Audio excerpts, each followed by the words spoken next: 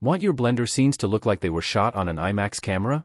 In this video, I'll show you exactly how to recreate that stunning cinematic look, from the camera settings to render output and color grading. First, add a camera onto the scene by Ctrl-A, then Camera.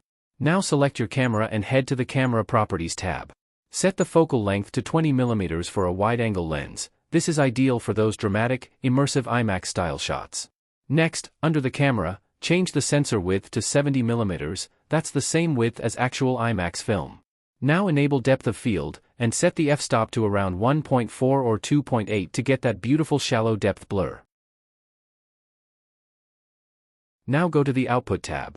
Set the resolution to 4096 by 2864. This aspect ratio is a 4K video. You can also increase it to 8K by doubling the values. Make sure the aspect X and Y are both set to 1. For animation videos, set your frame rate to 24 frames per second, or 48 frames per second if you're going for a high frame rate. In the Render Properties tab, switch to Cycles Render Engine for a distinct realism in the scene lighting.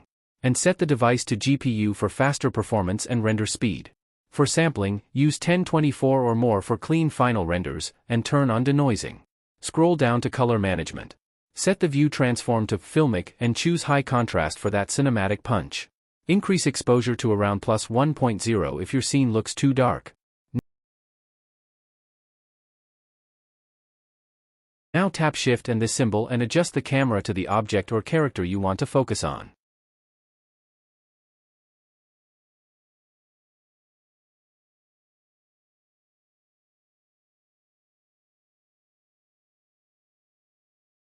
And that's it.